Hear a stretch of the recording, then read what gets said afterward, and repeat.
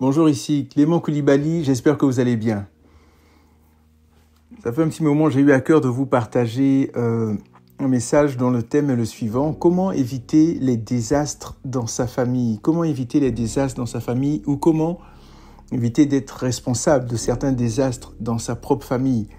Et avant de continuer, nous allons prier. Seigneur, je veux te bénir, te rendre grâce pour ce que tu nous permets d'entendre. Seigneur, ce que tu me permets de partager et que ta parole vraiment continue à faire son œuvre dans nos cœurs, qu'elle continue à nous amener à te ressembler encore plus et à faire ta volonté. Dans le nom de Jésus, Amen.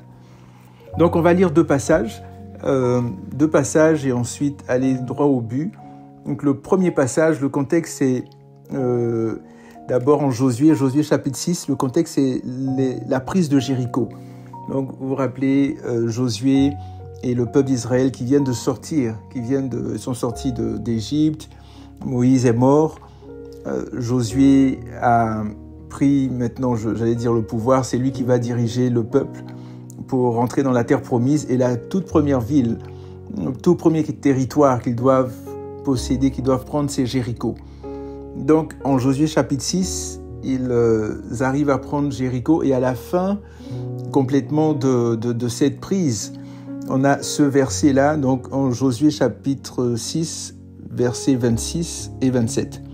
En ce temps-là, Josué fit faire ce serment. Maudit soit devant l'Éternel l'homme qui se lèvera pour rebâtir cette ville de Jéricho.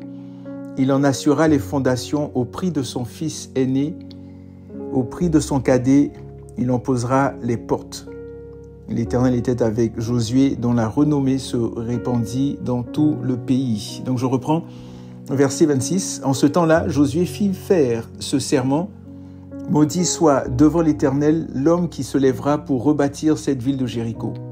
Il en assurera les fondations au prix de son fils aîné, au prix de son cadet, il en posera les portes. Et ensuite, on a un autre passage en 1 Roi chapitre 16, à partir du verset 34. Donc 1 Roi chapitre 16, donc le contexte, c'est Akab qui devient roi d'Israël. Donc il y a le schisme, il y a le royaume d'Israël qui est séparé. Donc on a d'un côté Israël avec les 10 tribus et on a Juda qui est au sud avec 2 tribus, donc la tribu de Benjamin et la tribu de Juda. Et il y a plusieurs rois qui se succèdent donc après David. Donc il y a eu Salomon, il y a eu Roboam et c'est au temps de Roboam qu'il y a eu le schisme. Il y a eu Roboam et Jéroboam et ainsi de suite. Donc ici on a Akab donc du côté d'Israël et Akab qui a régné à peu près entre 854 si je me rappelle bien, entre 874 et 853 avant Jésus-Christ. Et pendant son règne, il y a un certain Hiel qui a fait quelque chose et c'est ce que nous allons lire. Donc en 1 Roi chapitre 16 au verset 34, de son temps, Hiel de Béthel bâtit Jéricho. Il en jeta les fondations au prix d'Abiram, son fils aîné, et il en posa les portes au prix de Ségoub, son cadet, selon la parole que l'Éternel avait dite par l'intermédiaire de Josué, fils de Nun. Je reprends. De son temps, Hiel de Béthel bâtit Jéricho. Il en jeta les fondations au prix d'Abiram, son fils aîné, et il en posa les portes au prix de Ségoub, son cadet, selon la parole que l'Éternel avait dite par l'intermédiaire de Josué, fils de Nun. Vous voyez, on voit Josué, donc plusieurs siècles auparavant, Josué qui a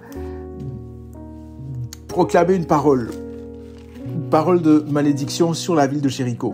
Il a dit « Maudit soit devant l'Éternel celui qui se lèvera pour rebâtir Jéricho ». Et là, on voit qu'il y a un homme, Hiel, plusieurs années plus tard, qui se lève pour rebâtir Jéricho. Et que se passe-t-il?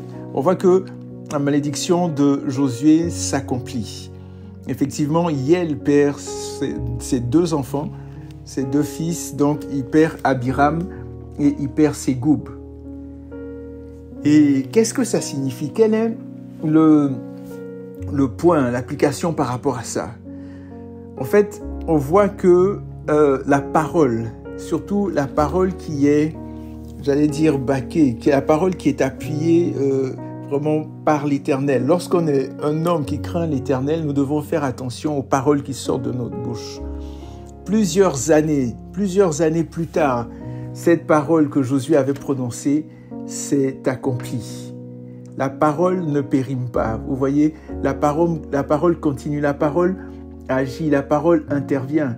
Et c'est assez particulier parce que, regardez, Moïse, c'est à peu près dans les années entre 1804, 1400 par là, 1450 et plusieurs siècles avant alors. Vous voyez, plusieurs siècles après, voici la parole qui s'accomplit. Donc, la parole, il y a des paroles peut-être que des personnes ont prononcées, mais qui ont vu leur réalisation plus tard, où il y a des paroles que nous allons prononcer ou que nous pouvons dire, mais qui vont s'accomplir. Donc vraiment, faisons attention. Le premier point, c'est vraiment de faire attention aux paroles qui sortent de notre bouche. Faisons très, très, très, très attention.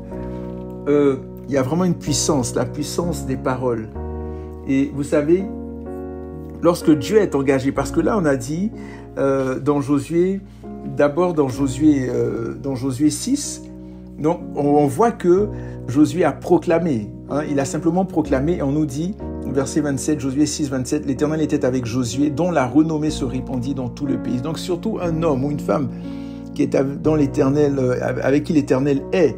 Donc les paroles portent, faisons attention aux paroles. Et là on voit que c'est Josué qui a parlé, vous voyez, Josué a proclamé cette parole. Mais ce qui est intéressant, c'est que dans 1 Roi 16, on nous dit que la parole s'est accomplie, donc il en jeta les fondations au prix d'Abiram, son fils aîné. Donc il a reconstruit Jéricho, son fils aîné est mort. Il en posa les portes au prix de Ségub, son cadet, selon la parole que l'Éternel avait dite par l'intermédiaire de Josué, fils de Nun. Vous voyez, donc en fait, c'est comme s'il y a eu une symbiose, une mixture, je dirais, ou bien un mélange, ou bien vraiment une unicité, je pourrais le dire, entre la parole de Josué et la parole de l'Éternel. Parce que là, maintenant, on nous dit, selon la parole que l'Éternel avait dite par l'intermédiaire de Josué. Ça veut dire quoi? Ça veut dire que lorsque nous avons une intimité avec le Seigneur, nous avons une relation avec le Seigneur, nos paroles deviennent celles du Seigneur. Le Seigneur accomplit nos paroles. On dit, l'Éternel avait dit la parole par l'intermédiaire de Josué. Donc les paroles sont puissantes. Elles sont puissantes pour donner la vie comme pour donner la mort. Et utilisons nos paroles pour donner la vie. Utilisons nos paroles vraiment pour apporter la guérison, pour apporter la vie, pour apporter la joie, pour apporter la paix, pour apporter la résurrection, plutôt que la mort, plutôt que la tristesse, plutôt que la haine. Donc on voit ici que Dieu appuie les paroles de Josué. On nous dit ici que c'est l'Éternel. On n'a pas dit les paroles de Josué, on a dit les paroles de l'Éternel. La parole que l'Éternel avait dite par l'intermédiaire de Josué. On a vu que ça s'est réalisé. Regardez, par rapport à Hiel, d'une certaine manière, ce Hiel-là qui a voulu reconstruire Bethel, ce Hiel, d'une certaine manière, c'est un peu fort ce que je vais dire, mais je le dis en guillemets, et puis je vous prépare déjà. Ce Hiel, d'une certaine façon, a tué ses enfants. Il a tué ses enfants, en guillemets. Il les a tués pour quelle raison? Parce que, quelque part, il a été responsable de la mort de ses enfants en reconstruisant Bethel. D'où l'importance de la connaissance. Mon peuple périt faute de connaissance. On a besoin de connaître des choses. Donc, est-ce que si Hiel savait ce décret-là, cette parole de Josué, aurait-il reconstruit Jéricho au risque de perdre ses enfants? Je ne suis pas sûr. Par contre, on peut être entêté aussi. Peut-être qu'il l'était, peut-être qu'il savait très bien. Il a quand même décidé de reconstruire Jéricho. Il s'est dit, bon, regarde, ça fait, je sais pas moi, 200, 300 ans que cette parole a été proclamée. Donc, il n'y a aucun problème. Je vais de l'avant, j'avance et puis je reconstruis Jéricho. Vous voyez, et donc c'est vraiment important de faire attention. On a besoin de connaître, de rechercher la connaissance. De rechercher la connaissance. Si je ne sais pas que je dois m'arrêter au feu rouge, c'est la mort, je vais causer des accidents, je risque de perdre la vie, etc. Si je ne sais pas que, par exemple, tel investissement ou bien tel chemin ou telle route ou telle chose est fermée ou bien n'est pas bonne ou est bloquée, je me jette dans des problèmes, dans des risques. Donc c'est vraiment important de connaître. Je pense que je ne peux pas dire à 100%, je n'étais pas là, mais Yael a négligé en fait. Vous voyez, Yael a négligé cet aspect-là de connaissance, de connaître les choses. S'il avait véritablement connu ou pris à cœur cette parole que Josué avait dite, ben, ses enfants seraient vivants et auraient continué à vivre, seraient un heureux père. Mais là, malheureusement, la parole s'est accomplie. Est-ce que ça veut dire que Dieu est mauvais? Non, Dieu n'est pas mauvais, mais Dieu ne joue pas avec sa parole. Sa parole est puissante, sa parole est vivante, sa parole est efficace. Et d'où l'importance de prendre sa parole au sérieux et de rechercher aussi la connaissance, de rechercher à savoir les choses, à connaître des choses. Lorsque on doit s'intéresser à différentes choses, soyons curieux, essayons de comprendre, ne restons pas juste à la surface, mais essayons d'aller un peu plus en profondeur, à rechercher pour savoir. Peut-être qu'il y a des dangers, peut-être qu'il y a des problématiques, peut-être que ci, peut-être que ça. Et mon dernier point, je ne vais pas être long aujourd'hui, mon dernier point par rapport à la parole, on voit dans un roi, dans 2 rois, on voit par exemple à plusieurs reprises à quel point est-ce que lorsque la parole est proclamée par un homme de Dieu, cette parole-là a de la vie, cette parole est vivante, cette parole s'accomplit. Vous voyez, on voit par exemple lorsque c'est Élisée, disons, je pense dans 2 rois, dans 2 rois chapitre 1, voilà, dans 2 rois chapitre 1, on voit que Élisée était là avec le roi Ahazia, donc le fils un descendant d'Akab. Et lorsque ce dernier-là demanda à 50 hommes d'aller chercher Élisée, Élisée dit, si je suis vraiment un homme de Dieu, que le feu descende du ciel et vous consume. Et c'est ce qui s'est passé. Donc, 2 fois 50 hommes. Et après le 3e groupe, l'homme est venu à genoux pour demander pardon. Il a dit vraiment que nos vies te soient précieuses. Vous voyez, ça c'est dans 2 rois chapitre 1. Donc, la parole, vraiment faisons attention aux paroles qui sortent de notre bouche. Parfois, on peut être fâché contre nos enfants, on peut proclamer des paroles de malédiction. Vraiment, faisons très attention. On voit l'apôtre Paul aussi, mon tout dernier exemple. L'apôtre Paul, dans Actes chapitre, avec le proconsul, je pense que c'est dans Actes chapitre 13, l'apôtre Paul, il y avait quelqu'un qui ne voulait pas que l'apôtre, le proconsul entende l'évangile. Et là, Paul a proclamé une parole. Et que s'est-il passé? On voit que le magicien est devenu aveugle sur le champ. Vous vous rendez compte? Il est devenu aveugle sur le champ parce que il voulait empêcher Paul de proclamer l'évangile. Et sur le champ, il est devenu aveugle. Donc, c'est comme si la parole de Paul et celle de Dieu sont devenues qu'une seule parole. Et lorsque nous avançons avec le Seigneur, lorsque nous marchons avec lui, lorsque nous grandissons avec lui, mais il y a ce genre de choses-là qui se produit. Et faisons vraiment très attention. Vraiment, faisons attention aux paroles qui sortent de notre bouche. Voici donc l'exemple précis dans Actes chapitre 13, à partir du verset 6. Il est dit, ensuite, après avoir traversé toute l'île jusqu'à Paphos, ils trouvèrent un certain magicien, faux prophète juif du nom de Bar-Jésus, qui était avec le proconsul Sergius Paulus. Donc, qui on parle de qui ici? On parle de Paul et Barnabas. Et donc, ils trouvèrent ce Sergius Paulus, homme intelligent. Celui-ci fit appeler Barnabas et Saul, avec le vif désir d'entendre la parole de Dieu. Donc, Saul qui est devenu Paul. Verset 8. Mais Élymas, le magicien, c'est ainsi que se traduit son nom, leur résistait et cherchait à détourner de la foi le proconsul.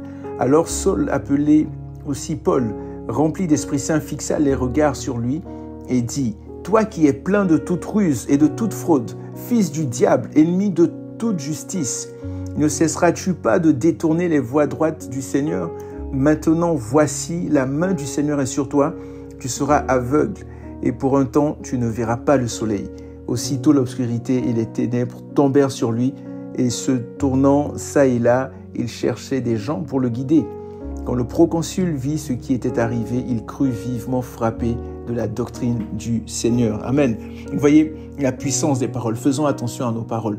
Je reviens au thème principal pour dire comment éviter le désastre dans nos familles. C'est en faisant attention à nos paroles, en ne disant pas des paroles de malédiction, mais en disant plutôt des paroles de bénédiction, des paroles qui encouragent, des paroles qui relèvent.